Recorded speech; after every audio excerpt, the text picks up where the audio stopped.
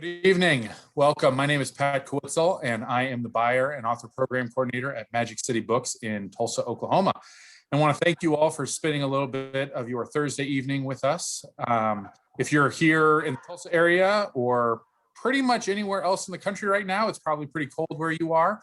And in fact, we actually closed the store early today at 4 o'clock, and that's one of the benefits of doing these virtual events is that we don't have to worry about the weather. We don't have to worry about the fact that there's so much snow on the ground and you don't want to drive after the sun goes down and everything else that kind of comes with doing an in-person event. It's kind of nice to be able to do that. We're joined by our author tonight, Madeleine Henry, who's joining us from our home in New York, and our moderator tonight, Tracey Garvis Graves, who's joining us from Iowa. And so it's kind of fun that we can in 3 different places, and you are out there wherever you may be watching this, and we're all able to be here together and have this community of readers all right here. We are really excited about some of the upcoming virtual events that we have. We have a very full schedule at Magic City. We do things pretty much 3 nights a week, and that's the schedule from here. We're booking into June now, and so we have a lot going on, and please visit magiccitybooks.com to see our schedule. It's constantly being added to and updated. We have a couple of, almost everything is free, just like tonight, where you just log in at 7 o'clock and join us, and so most of the time that's the case. We do have a couple of ticketed events that are coming up. Monday night, Heather McGee, who has written a wonderful new book called The Sum of Us, she's going to be in conversation with Ibram X. Kendi, and the 2 of them are going to be talking about Heather's book. That one is ticketed, and the ticket is just the price of the book. And so you can go to magiccitybooks.com and be able to get that. Also, coming up in March, we have an event with Harlan Coben. And Harlan Coben was one of the authors that we were scheduled to be bringing in person last March. And actually, scheduled to be here, I think, March 20th or 21st, something like that. And then the pandemic struck and everything got canceled. And so Harlan graciously is kicking off or one of his first events with us on the launch day of his new book, Win. He's going to be in conversation with Nicholas Sparks, and tickets for that are also available at magiccitybooks.com. I want to talk a little bit about, I said it's kind of cool that our virtual events allow us to be able to gather together from people kind of from all over the place. Tonight's event kind of got started that way as well. Madeleine had reached out to us as a store just about her book and letting us know kind of what was going on. And that happens sometimes with authors or with publicists about learning about some of the new books that are coming around.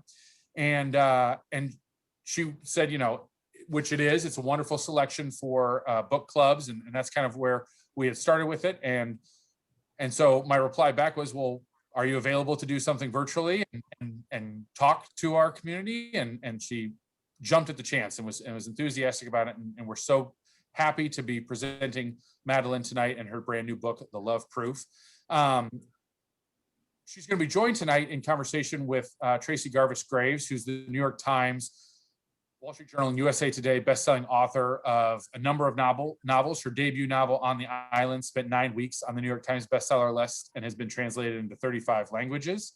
And she has written for a number of other publications, and she's written other books that have been highly regarded. And so we're really excited to be having her join us tonight. And Madeleine Henry is the author of one previous novel, Breathe In, Cash Out.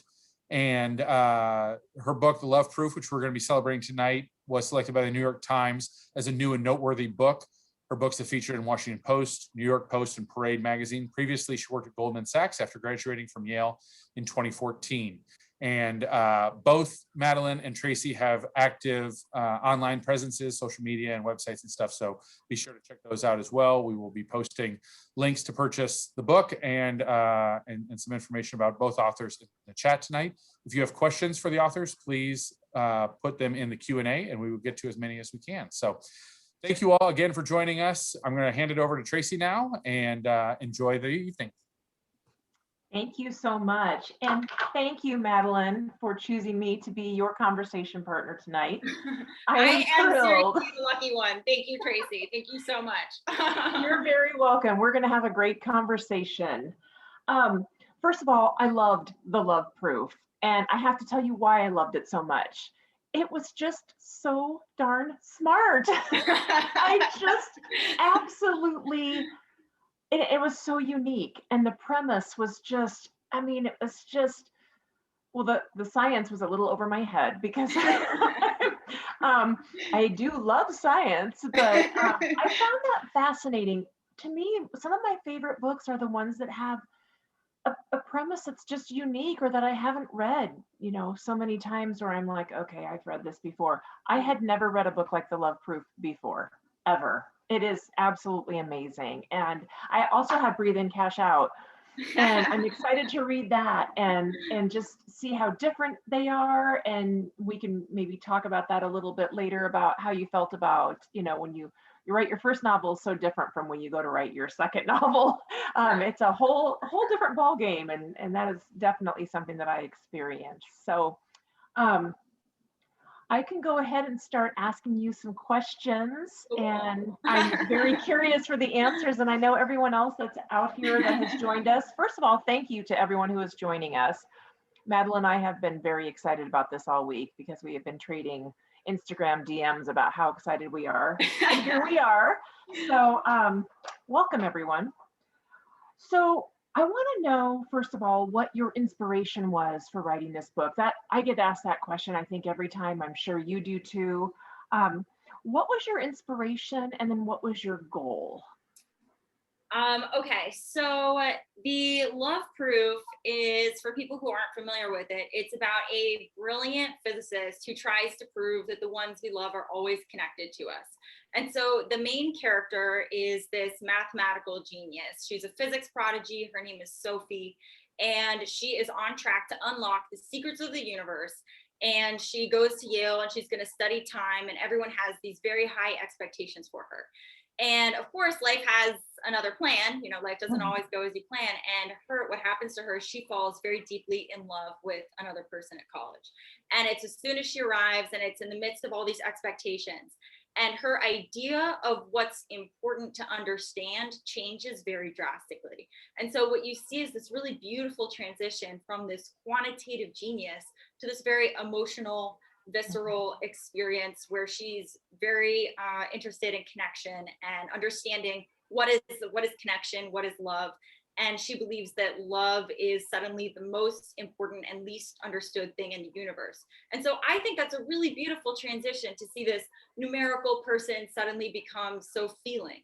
And I think that it's a complex story. So it's drawing on several things, but I think one inspiration is I similarly went through a very radical transition in my own life where I was working this very demanding job in finance, and I left to be a full-time writer and write this story, The Love Proof, this very emotional, visceral, poetic love story. And that was a really radical shift because it was just a black and white shift in my day-to-day life. And I chose basically to go a different route to focus more on connection and balance. And so I think I drew some of that from that experience. Also, the book takes place at Yale, and I went to Yale, so I draw from my experiences there for the setting, place details. And to me, it was such a natural choice to set the book at Yale because Yale is this classic, enduring, timeless place. And what this book is exploring is classic, permanent, timeless connection, and how when you really connect with someone, that lasts beyond space and time. It transcends your understanding of how time flows. So those are some inspirations. And in terms of the goal, I really wanted it to be a very beautiful story. I wanted it to be a very emotional story. And I've always been obsessed with language. I think language is really beautiful. And I wanted to make this very poetic at the sentence level. And I don't know if anyone has read On Earth We're Briefly Gorgeous, but I found that to be this really beautiful, poetic book. And I wanted to draw from some of that, but to have a coherent story. So those are some influences for the story. Okay, so that begs the question, what did you study at Yale? I mean, you went into finance, so I'm guessing you were finance business major, something in that. So how does somebody who studies, is that what it was that you studied? Well, I studied psychology. Because Okay. they don't offer like business at Yale. They have one accounting class and it's really oversubscribed. There are like 200 people for 30 spots. Really? Yeah, it's, it's like this liberal arts education and then everyone goes into finance. So it's kind of funny that way. But I was a psychology major and I didn't have a classic science background. And I know there's a lot of science in this book, but what's funny to me is I didn't intend for this to be a scientific story. To me, this was a very emotional story from the start. The heart and soul of this is a love story.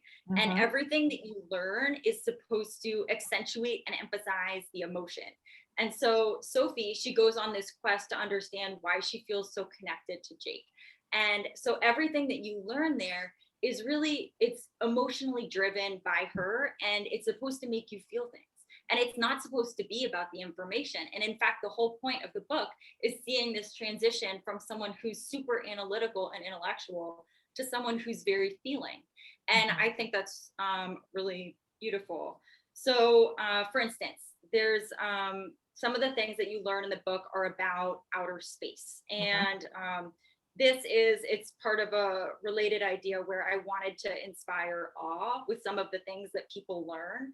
So for instance, you learn that 100 million light years away, there is a cloud and it's matter is so dense there that each tablespoon weighs 2 billion tons. And like, I don't really care that people know that, and I don't really care like about that particular fact, but it's filled with a bunch of details about outer space that are supposed to just make you sort of grapple with how wide this universe is and how much bigger everything is. And in the same way, I want people to feel awe for this connection that Jake and Sophie have. And in the same way, when you see pictures of Earth next to all the planets that are bigger and the stars that you don't know the name of that are 10 times the size of Earth, and you're suddenly aware of how much bigger things are out there, I just wanted people to feel that sense of childish wonder and awe with connection again, and to tap into, oh wow, this is really amazing and mind blowing. So you to were me, very it's not successful. Thank you. You did a great job. That's nice. So yeah, I wanted it to be really like emotional. It's a love story. It's not a science story. And I know she's a scientist, but the point is that she grows out of it. And it's like, it's so cool that way. Yeah. So how did you research the facts that you had during the more analytical phase of the story before Sophie had her transformation and started feeling things on a much more emotional level? How did you do that?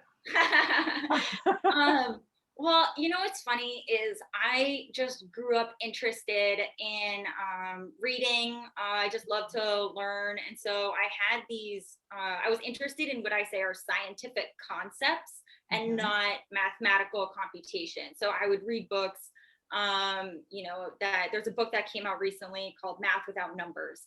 And the idea is that very complex math delves into concepts and not computation. And so that was kind of what always interested me. So I would read a lot of Michio Kaku, who writes about the universe. And so I had these ideas to draw from. And so I just had this reservoir of knowledge about space and time that I could weave into it. And then I would follow up on those ideas and learn more about them as they became more relevant, but just through natural reading is the answer. Okay. I don't want to give anything away, but one of the topics that you touch upon in the book is intuition. And I'm curious about that because I was wondering if you believe that intuition is a trustworthy guide in life. Yeah, that's a very real question. I really do. And so I didn't really appreciate that until I became a full-grown adult, and I started to practice yoga in my free time. And it was, I was working in finance and it was a really demanding job. And I started to build in a daily yoga practice. And that was very weird and new and strange because it was a place where I was finding messages I wasn't finding anywhere else in my normal day-to-day life. And so those messages had to do with being still, being calm, going slowly. And it was really antithetical to my background, which was Exeter, Yale, Goldman Sachs, this very high productivity, almost manic place focused on achievement and doing more. And I really just fell in love with the alternative. And it was in a yoga practice that I found real stillness and silence, which is not something I'd ever seen valued before. It was always, what more can you do for me? And how much more complex can your analysis be? So it was in the stillness and the silence that I started to entertain the idea of a different path. And I was started to write. And I worked on what became my first novel, Breathe In, Cash Out. And then I left finance and wrote The Love Proof, which came out last week. So yes, I absolutely believe intuition is a trustworthy guide in life, but I think you need to cultivate it because we're not born with being in touch with our intuitions, but through stillness and silence, I think that you can really get in touch with your gut.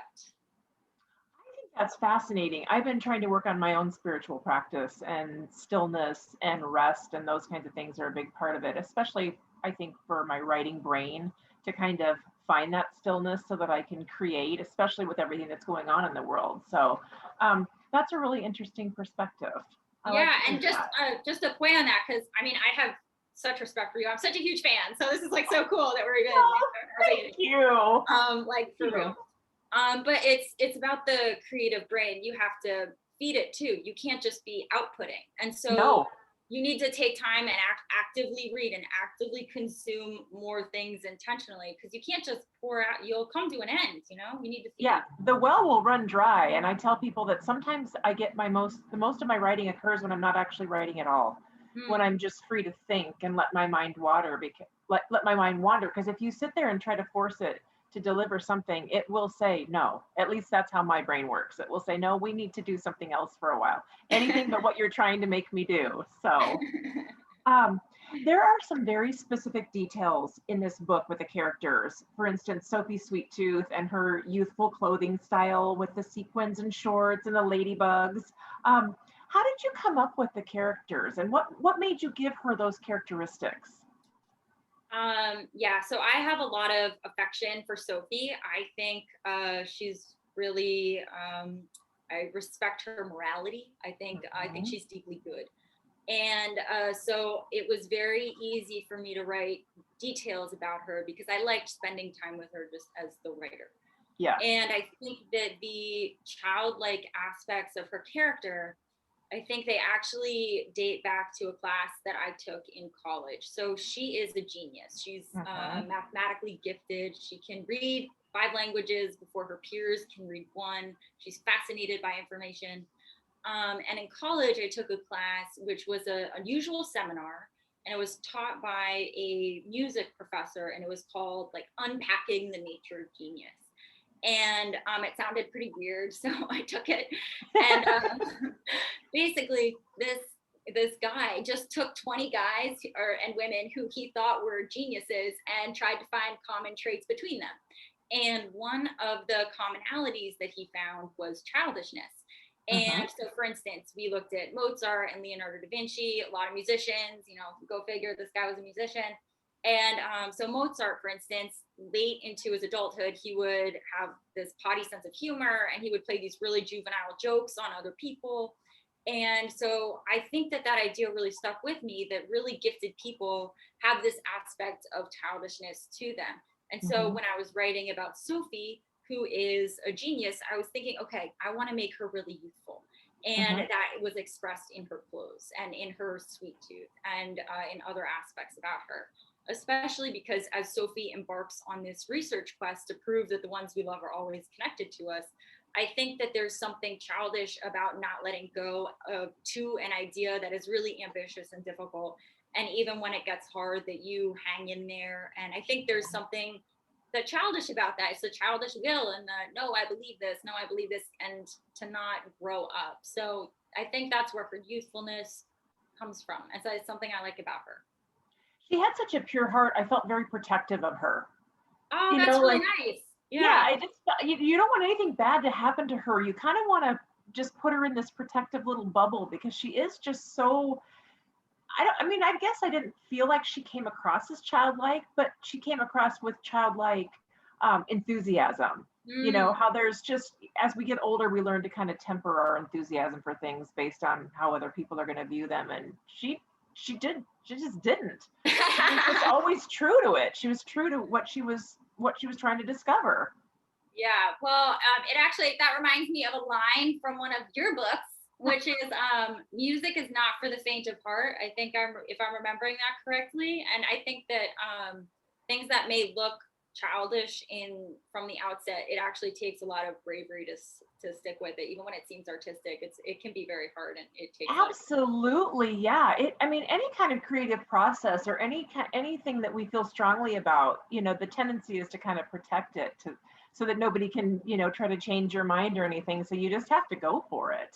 Yeah. So, um, so both of the main characters are only children. Was that a deliberate choice because Yeah. of what you just said about some of these prior geniuses and people who are very intelligent being an only child?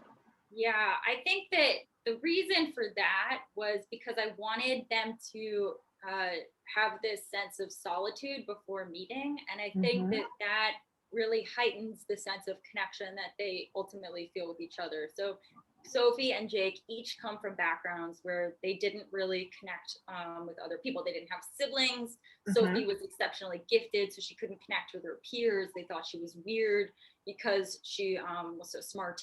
And Jake, in the same way, he was more isolated.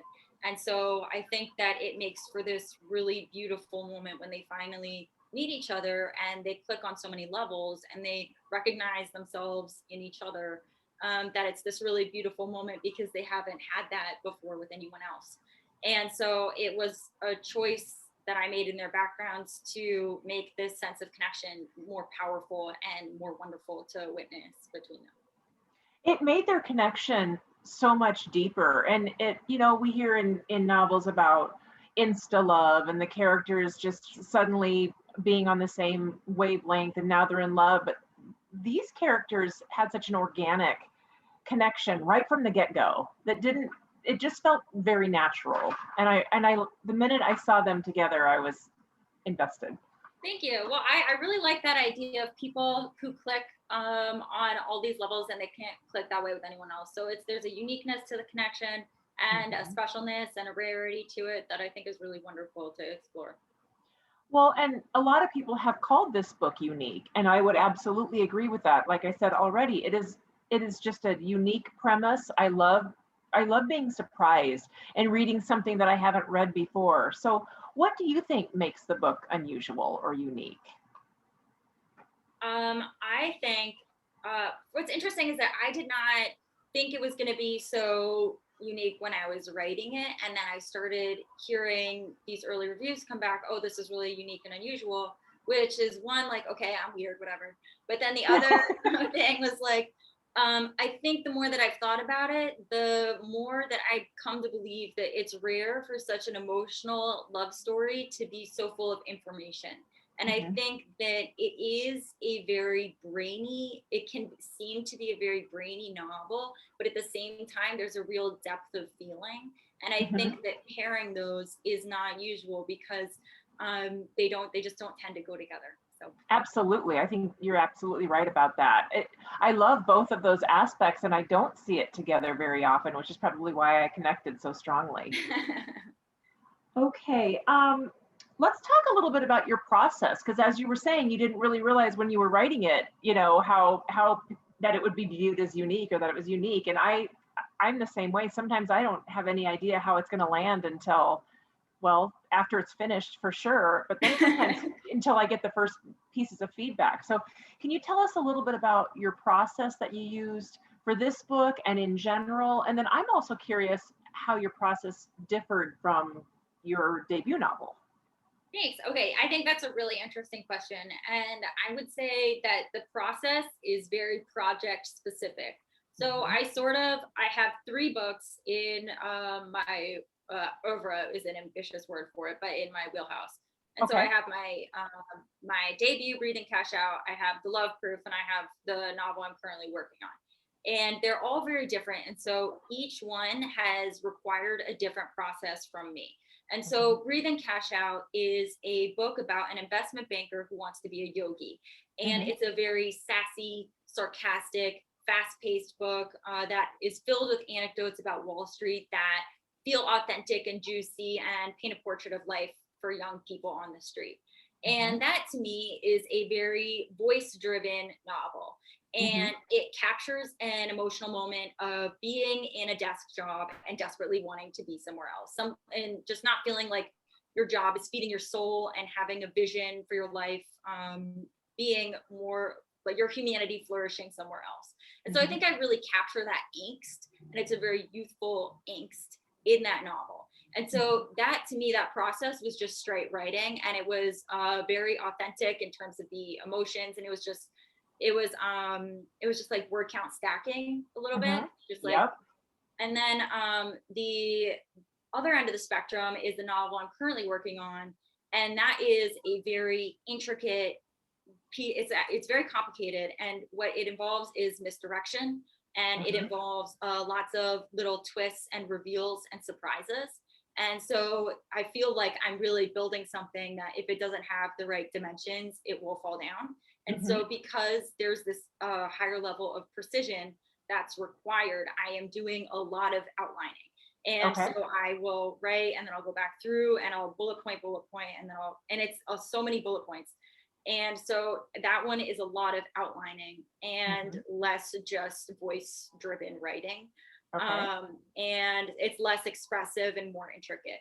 And I think Love Proof is in the middle, but that's just to say that I think the writing process changes a lot for each project. And do you always know the end when you start writing? Yeah, I definitely do. I think of it like a little arc. And I sort of have a feel, and it's a little bit of an intuitive feel. Okay, it's going to go there. Yeah. So pantser or plotter? Plotter. Plotter? Yeah, me too. I can't do the pantser thing. I just, it doesn't work for me. I have to have a roadmap for myself. Otherwise, I just find myself staring at a blank screen and then checking Instagram or something. So that's definitely my process too.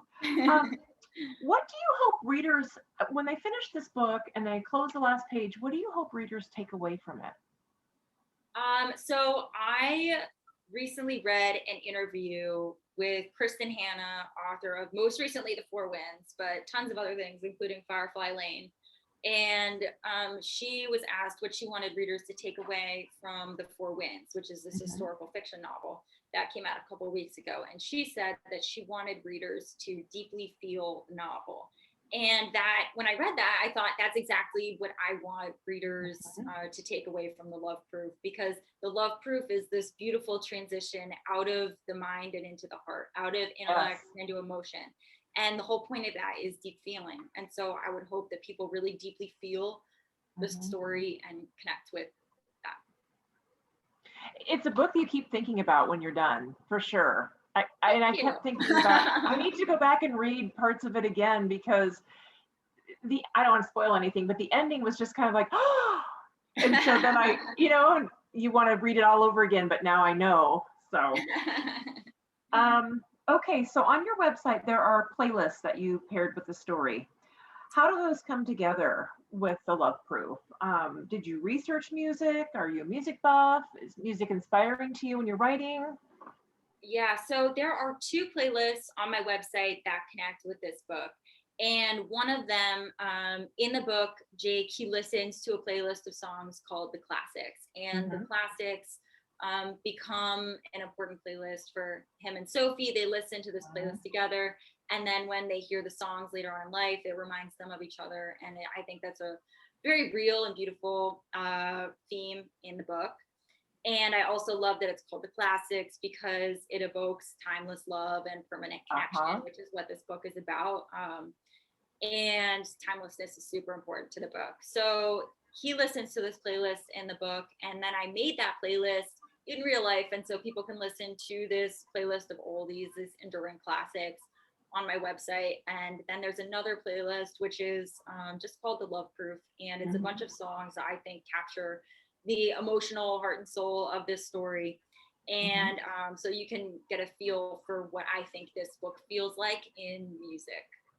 Oh, I love that. Yeah, music is just so inspiring. Now, I can't have music on while I'm writing. Can you have music on while you're writing? No way. I No. care way too much about what I'm doing to have that in there. No. Oh, I can't have anything. I don't write in coffee shops. I don't want to go write with, I am by myself, zero noise. Yeah. You know, it's funny. I bet you get this question too a lot, but in a lot of interviews, I'm always like asked, well, do you have a writing group? Like, do you have a writing buddy? I'm like, no, like writing is No. my job. Like, Yeah. I just write. Yeah, I've been invited to countless writing groups, and I always just very gingerly and hopefully respectfully decline, because that's not Yeah. something that I've ever found to help my process. Right. It's a solitary endeavor, and I have to figure it out. I am not somebody who wants help with ideas or how to do anything, because if my brain isn't the one figuring it out, then it just doesn't work for me. I can't agree. tap into the creative part of it if I'm not the one driving the whole thing. I love that. Yeah. Okay, so we already talked a little bit about how this book differs from your first book, and we've talked a little bit about what you're working on now. So I'm curious. I always tell people that you will never have the same experience as you had when you wrote your first book. Because when you write your first book, nobody cares, nobody knows, nobody is waiting for it. I wrote mine in pretty much secret because I didn't know if I could do it. And so I didn't want to tell a lot of people in case I wasn't able to complete a book. And then I did, obviously, but I didn't talk about it in advance a lot. So I'm just wondering, when you were getting ready to write the Love Proof, were you thinking to yourself, did you have anything that made you feel sort of like you didn't have the freedom that you had with your first book? Interesting. Well, I would say that the Love Proof came to me. It was actually the fourth full book that I wrote. It's my second published novel, but I wrote two in college that went nowhere. And so I wouldn't say that I felt like I lacked freedom. I understand that perspective. I just don't think it was my particular experience, because senior fall of college, I restructured my schedule. So I only had classes Monday through Wednesday, and then I would go home Thursday through Sunday and write. Like really fun college senior I was. And so then at the end of fall semester, I submitted a book to agents, heard nothing back, did the same thing spring semester. And so I was always just like a writer. I was always just like trying to share my voice with the world and write stories. And so I didn't really think that I had less freedom, because I'd been doing it for so long, and I'd just been trying to get out there. So that's sort of how I approached it. Okay, great. I'm interested in any other questions that maybe you want to give the answers to that I didn't ask. And then where are we at on time? Okay, it's 7:35. So we will go to audience questions in about 10 minutes. But for now, share with us anything that you want to share that I didn't ask about, or anything you want to talk about. Okay, sure. And I'm going to check. I think there might be a question. I'm going to be honest. If I click this button, I don't know what's going to happen. It's going to be a screen share, so get ready. Oh, it is a question. Okay. Yeah, wouldn't that be awful? Do you want me to read this question real quick, Madeleine, and then we'll go back? Okay, sure. Yeah. Someone does have a question. Okay, so Courtney wants to know, or Courtney says, the Outlander series turned me on to brainy romance. I'm also a yogi with a science background, so the Love Proof has really perked my interest, and I just ordered it. How long did it take you to write? That's a great question, Courtney. Great question. I also read Outlander by Diana. Yeah, it's about the. Am I saying her name right? Yeah, that was a good book.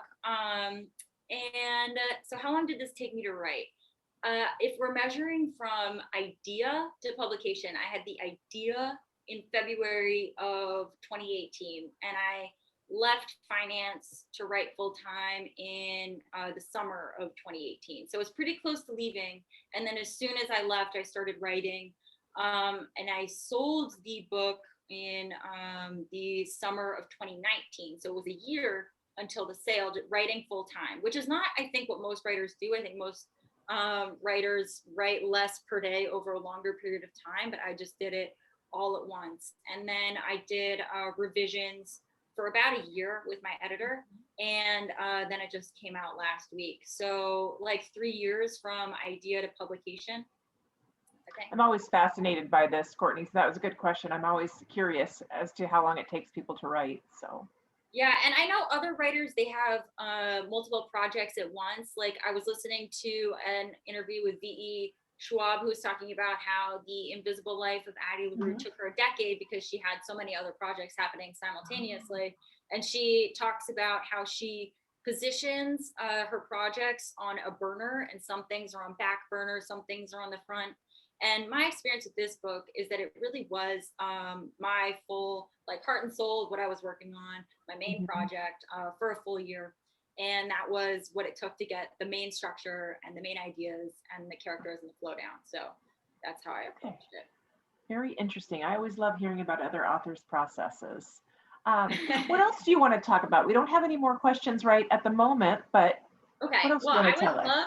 I would love to just give a preview of the book that I'm currently working on. Yes. And so this is, it's very different and interesting to me because it is about a family of chefs who live in New York City. And my soundbite for it is that it is where great food meets true nourishment. And so the main character is this female chef, and she works in a fine French restaurant. And she is, what this enduring question for her in throughout the book becomes what really nourishes us. And she, so you get all of the fine dining through her restaurant life, and I shadowed chefs, and I really spent time in kitchens to learn what it was like before the pandemic. But then it gets into what truly nourishes her. And so I'm really excited about that, and I'm building out an Instagram account to go with it. And so that is called Food Fight Book. The title will be Food Fight. And so I'm right now, it's just pictures of things that I love, but ultimately it will be pictures of food in the book. And it will be a way to interact with other chefs when the book comes out, and there'll be this fourth wall to the book that comes down, and a way to experience what is happening in there. See, this is another truly unique and fascinating premise that I can't wait. Cannot wait. I love to cook, so this is going to be right up my alley. We have a couple more questions, but do you want to tell us some more things, and then we'll just wait on those for a second? I'll take a question. That's cool. Okay. Andrea wants to know if you think Sophie's research is limited to only romantic love, or does it also apply to other non-romantic love relationships? That is a great question. It is. Here's the thing. So when I think about Sophie's relationship with Jake, to me, it is, I know it is romantic love, but I think of it as this idea of family and like finding your other person, which is not, it just doesn't quite feel like it's encapsulated in the idea of romantic love, because it's much more enduring. And so they really do feel like family when they meet, and they have, the lust and the connection on every level. But to me, it is a more enduring and permanent connection than lust, which is often thought of as really fleeting. So I definitely think that her research applies to all different kinds of love. That's a great question.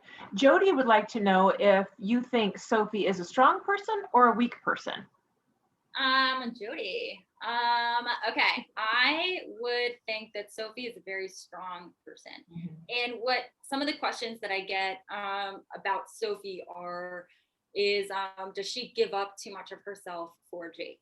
And I don't think that's the correct way to think about Sophie. I think that Sophie is actually a hero. And so I think that she is on a heroic quest, and it's a quest to prove that the ones we love are always connected to us. And heroes often give up parts of themselves for a greater cause. And so I don't think that it is a relationship that's changing her. I think she's really on a quest, and I think she is a hero. So for that reason, I think she's a very strong person. And I think it takes a lot of courage and bravery to stick with something for as long as she does, because most people give up. And so I think she's very strong. Oh my gosh, her tenacity. Her tenacity is incredible. She reminds me, I think of Sophie as this character made of steel wrapped in like a really fluffy little cute, like, maybe going back to her clothing, but she is dedicated. She's the real deal. She really is. I mean, she was willing to give up the thing that she loved the most in pursuit of this true goal that she had. So anyway, I think she's a great character. Right. Yeah. Well, what else do you want to tell us? We don't have any more questions at the moment, but we can open up to questions. Well, I think, maybe what we could do is, because I have had the enormous privilege and pleasure of reading your book coming out in November, maybe we could do you want to do a little preview of what's coming out so that people know? Yes, in fact, let me, I think I have it over here. Okay, so this is the one, and Madeleine was so nice to read an advanced copy for me, because that is something that, I don't know about you, Madeleine, but every time I have to go out to my fellow authors to ask for blurbs, it is the hardest thing. It's, everybody's busy, and sometimes I can't write when I'm, or I can't read when I'm writing, and so I always hate to ask other people to read my books, because I know they're trying to write their own books, but it's called Heard It in a Love Song, and I love romantic women's fiction. That's my tagline, is contemporary fiction with a happily ever after. So I like to take women's fiction and I like to take a romance and mash them together, because I like to have something other than the romantic relationship happening premise-wise. So this book, and I usually write the books I can't find to read. I don't know if that inspires you or if that is part of the way that you write, but I usually get an idea for something that I want to read and can't find. And in this particular book, both characters have been married and divorced, and they're a little bit older. They're in their mid to late 30s. And so they don't quite know how to navigate this app world that we live in now. And it's kind of like a rebound relationship, but with a little bit higher stakes, because they're not, in their 20s anymore, and the hero has a child. And so there are all these kind of things that they have to work toward, but they're also a little bit bored and lonely. And so I did something a little different with the structure that was difficult, and I'm not sure I'll do it again.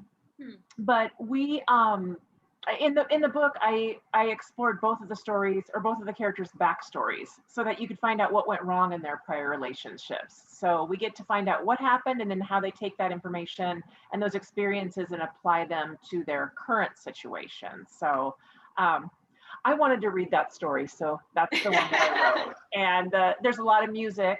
I also love music, and it inspires me. So you'll have to read it to find out what it's all about. I mean, you've already read it, but everybody else will have to wait till November.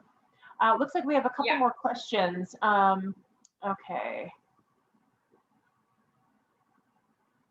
More questions in the Q&A. All right. All right, David says, I have loved this conversation. So fun. Do you have a specific reader in mind when you are writing? Interesting. The more that I write, the more that I really understand who my readers are.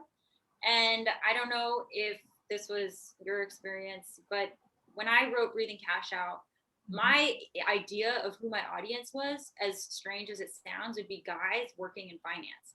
And what I found is that guys working in finance don't read fiction, and they don't read fiction with pink covers.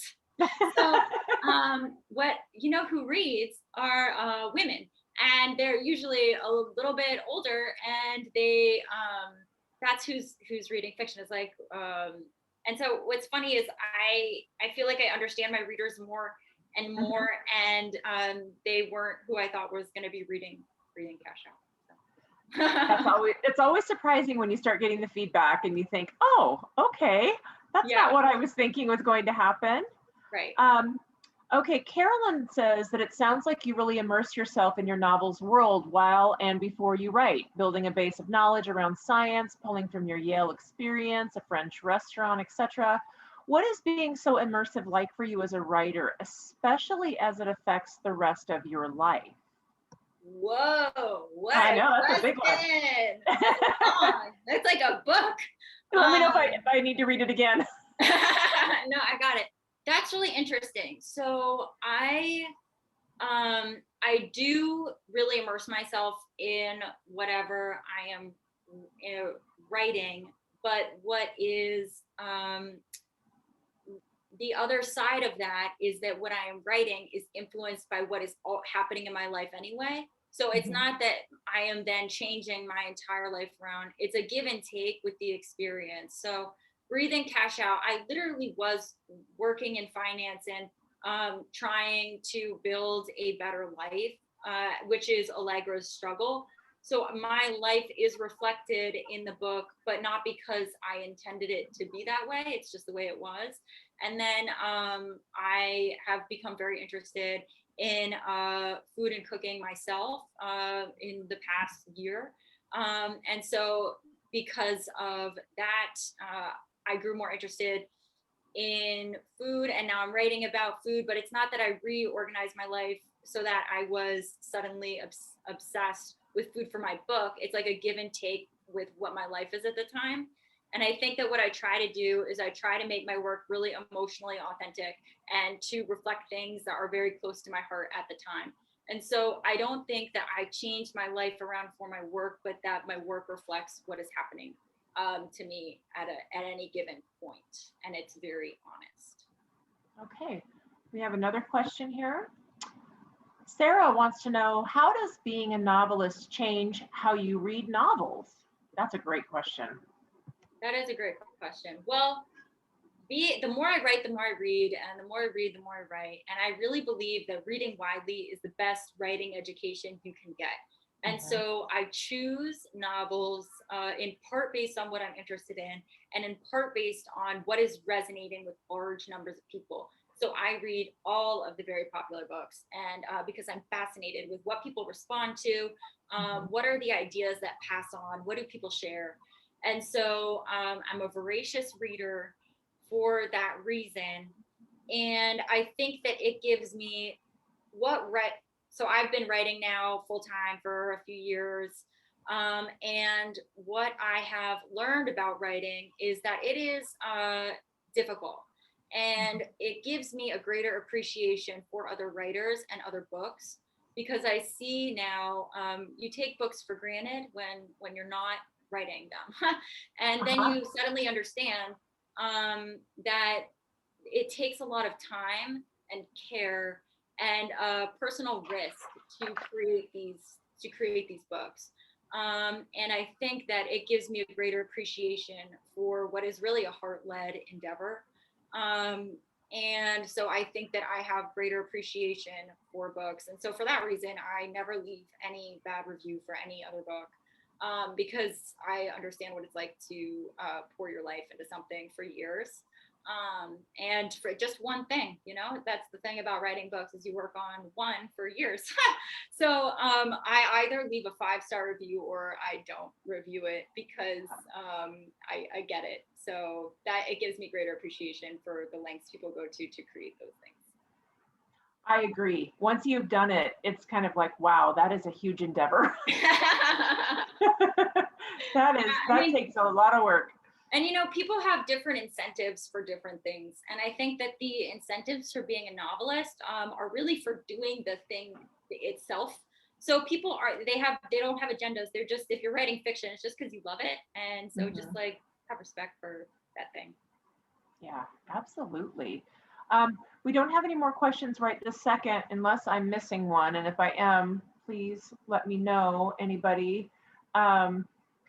Otherwise, so where are you at in the process with your third book? How far along are you? Do you have any goals for the completion of a manuscript? That's a great question. I would expect it in 2 years. Is what I like. You can buy it in 2 years. That would be my expectation. Yes. Yep. And with the way publishing timelines work, that's probably you know, something that surprises people Yeah. when they know how far out the publishers schedule books and such. But that is how it works. Yep. So, It is. what do you love the most about being a full-time writer? I am incredibly independent of spirit. And I see this in my characters. I see Allegra is a banker who wants to be a yogi, but if you think about it, being a yogi means you reject what your entire culture finds to be valuable, right? So you're like, oh, you think money's cool? I don't. I think humility and poverty is cool. Yep. And then in my second book, you have Sophie, who is on track to be a brilliant physicist, and all she wants is the humble day-to-day with the one that she loves. So she's also rejecting the power structure of her culture, which is prestige and knowledge. And so I think that being a full-time writer allows me completely independent thought, and I love that. And it's the creative control that you get as a novelist is really unparalleled. And so I love the independence of thought that it allows me. Yeah, same.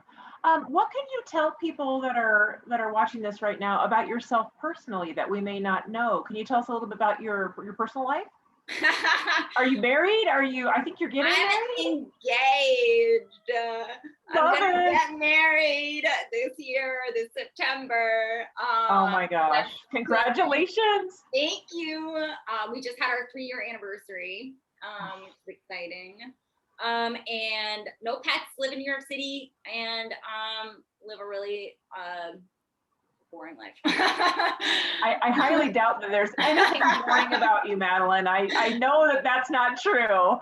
And I just had another question and I forgot what it was. I was trying to hold it over here so I could answer or ask that one that I just asked. Oh, maybe it'll come to me. Is there anything else that you want to share about your books or publishing or your process? No, I think those are all the big things. Just really grateful that people showed up tonight, and I hope they enjoy the Love Proof, and I really appreciate the time. Everyone needs to buy it immediately and just and heard it in a love song. Yeah. Lots of books to read and books coming out, and there are plenty. Nobody's going to lack for something to read. I wish I could remember that question. I'm sorry. Oh, okay. It was really good too. I mean, I can say that because I can't remember what it is. So, we can all return in November for an event with Tracey. I would love that. That would be fantastic. Yeah, this is a wonderful series. I was not as aware of Magic City Books as far as the series goes for the authors as I am now, and I'm happy to hear it. Oh, and Madeleine, I'll be there. I volunteer as fantastic. Oh, yeah. I know what I was going to ask you. Here's my excellent question. Can you teach me how to do some yoga so that I get my head or my leg a little farther? Because I am a little older than you are, and I have just been thinking about how much I need to adopt some sort of yoga practice because I'm getting stiff. Yeah, well, the only thing I've learned about flexibility is that it's like muscular strength. So if you train it, it will grow. So if you practice flexibility, which just means stretch every day, and stick with it for the long term, you'll see you'll get really bendy, freak people out if you're in a circus, so. I'm going to take that advice to heart, and I'm going to start stretching and get bendier. Sure. Okay, let me make sure we don't have any other questions. What a wonderful event. Thank you so much to Magic City. Thank you so much, Books. Tracy. You're so very welcome. So Thank cool. you. Thank you. This conversation flew by, and I hope everybody that joined us tonight has had a fantastic time learning a little bit more about Madeleine and her process and her books. So go buy both of her books right now. And heard it in a love song. Thank you so much, Tracy. You're the best. Thank you. Have a great night, everyone. Bye-bye.